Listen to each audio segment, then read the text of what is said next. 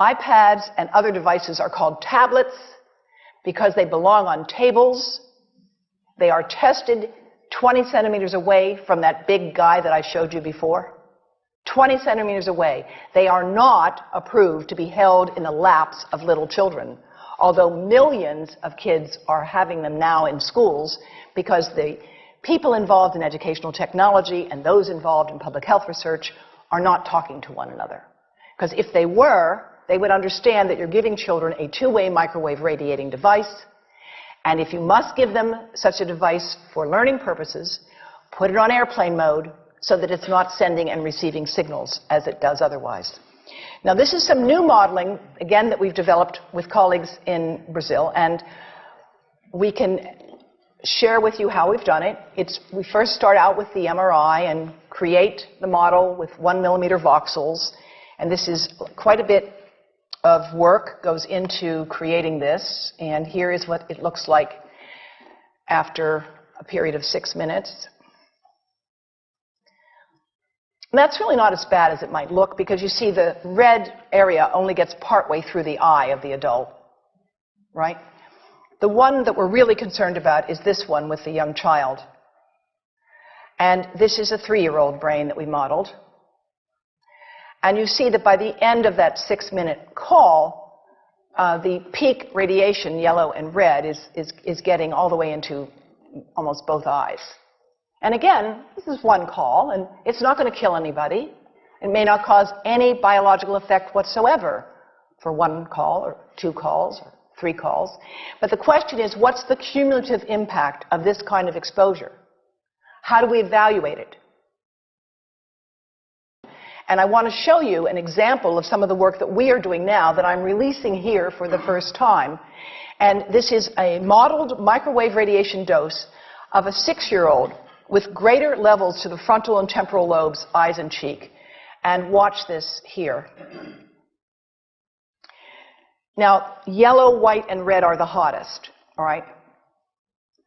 And if you look carefully, you will see it's going into the eye, the nose. Do it again, just so you'll get to see it. And partly into the brainstem. Now, that's just showing you that there's going to be some exposure into that area of a young head. It doesn't tell you that there's any biological effect, right? Now, the next slide is going to show you something that might be of interest to students and faculty here.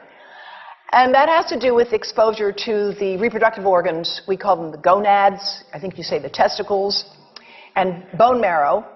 And look here at the radiation as it gets into the groin area. And that's just from having a mobile phone modeled into the pocket. And this, again, is based on a normalized SAR with I think we had a dipole antenna. Now, the breast. The breast is mostly fat, contains a lot of fluid. Things that contain fat and fluid cook faster in the microwave oven. Now, a cell phone can't cook anything, all right? Mobile phones do not pop popcorn. That was a fraud. They don't make any heat that we know of, otherwise they wouldn't be permitted.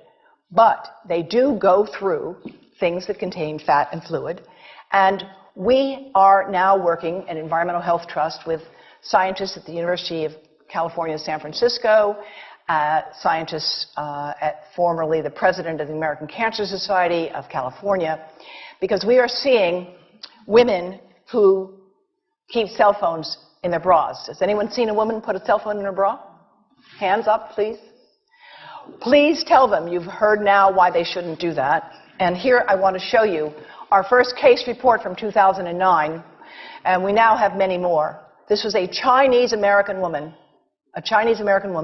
who used her cell phone 4 hours a day in her bra for 10 years while she was driving.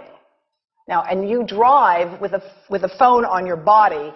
The phone is smart. It's going to go from one tower to another, and it's going to say, here I am, where are you, here I am. And it's going to be going to max power each time it moves from one cell tower to another. And there it was right next to her chest. And the tumors that developed right under the antenna of the phone. unusual tumors. But in the meantime, people have a right to know how you can minimize exposure. And again, I think this information is available on our website, will be available on yours. Remember, if you have to give a phone to a child, put it on airplane mode. And think about this. That microwave oven, it works because there's a metal box around the microwave signal, and the signal pings all over the place. Next time you get into an elevator or a train for any length of time, put your phone on airplane mode. Otherwise, that signal is going all over the place, magnifying and coming back. Keep the mobile phone away from you when it's on and you are asleep. Now, it takes a village to do a lot of things.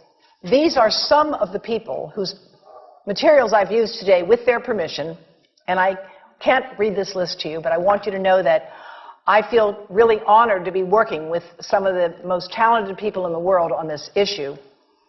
And they have given me permission to share these materials with you. And I leave you with this thought from Albert Einstein. The world is not dangerous because of those who do harm, but because of those who look at it without doing anything. So, thank you.